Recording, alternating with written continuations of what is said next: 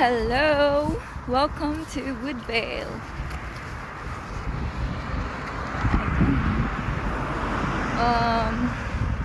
Ano sabihin ko?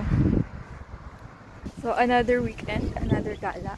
And for this week, for this Saturday, ang aking destination is the Binyap Swamp Boardwalk. Hindi ko lang kung Binyap. And it's approximately 34 kilometers away from where I currently live. And hindi ko alam kung anong makikita doon. Basta ang alam ko, it's a 2.4 kilometers na loop. So, to get here, ang ginawa ko is sumakay ako ng bus papunta sa Perth. And then, sumakay ako ng train. And then, lastly, sumakay na naman ako ng another bus para makapunta dito sa Woodvale. And then, I had to walk for like 30 minutes para makapunta mismo dito sa park kung nasaan yung swamp na pupuntahan ko. So, this is how it looks from my perspective. Creepy siya, in fairness.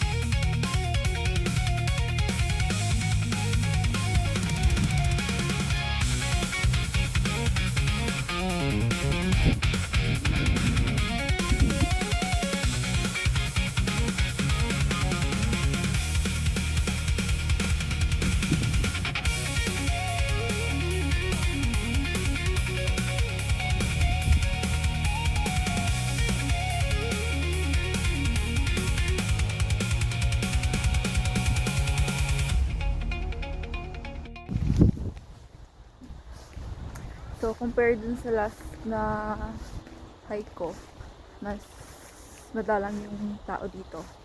Tapos ang masakit, puro sila couple. Ako lang yung mag-isa.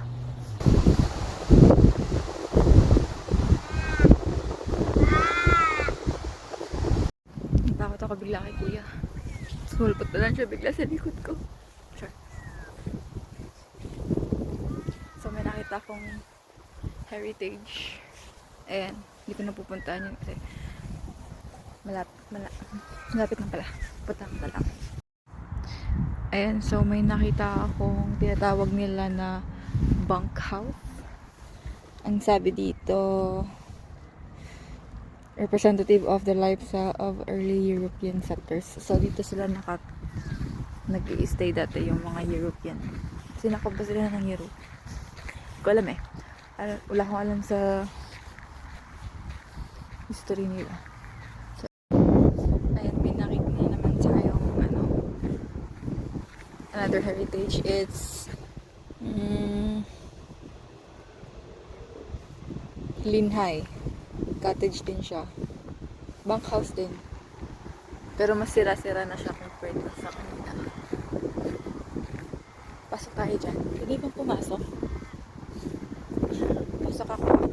Malakad dyan. Wala bang ahas? Ahas check.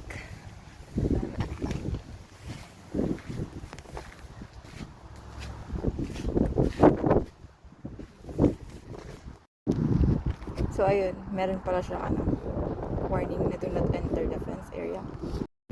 Sorry na lang agad. Pumasok na ako siya kapag nakikita yung warning. Pero wala namang mabalik. Hindi mo siya bawal for your own safety lang naman kasi hindi na daw matibay yung kung ano naman yan. Hindi siya matibay kasi wala sila. Nasa may utak mo ngayon.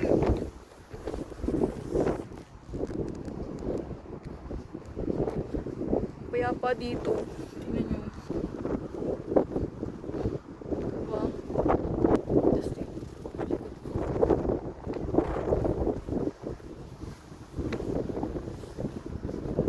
wala, ano na.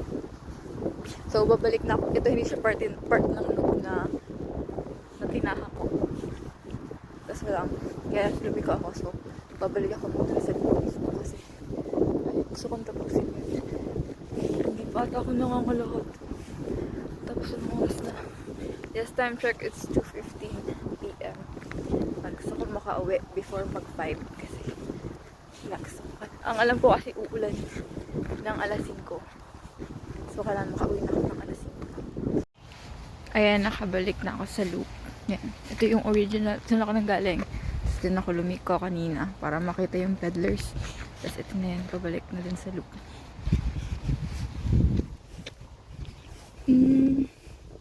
So, meron silang paan dito. Oh. Pa-bridge. Diba?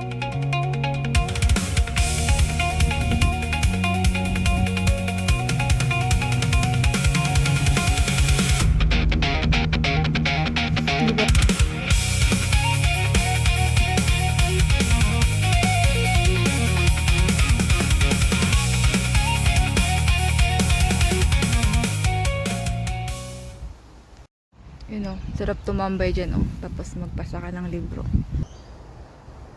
Ayoko pa umuwi.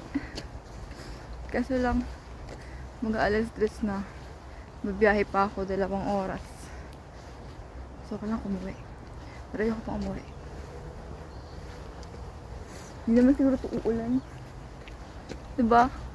Ay, sa kabilang side. Maaliwalas na dito. Tapos sa kabilang side. Tada! Wow! May swamp pala dito. Sana walang ano dito, wild animals.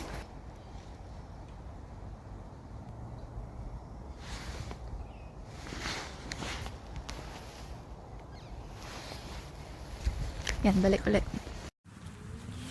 Napansin lang ako. Sobrang nag-manifest yung pagka-Pinoy ko dito. Kasi nung sa loop.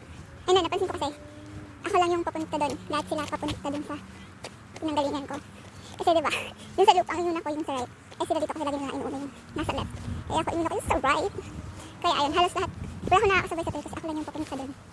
Ako lang yung papunta doon. Lahat sila papunta doon. So yeah, I'm proud to be Pinoy.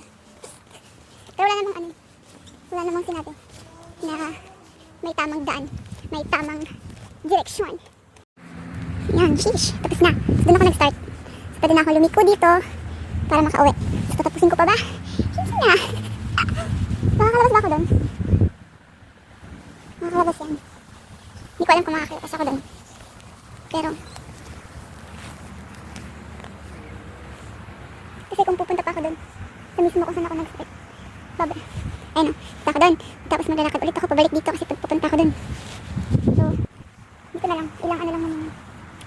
Ilang meters lang naman. Uuwi na ako.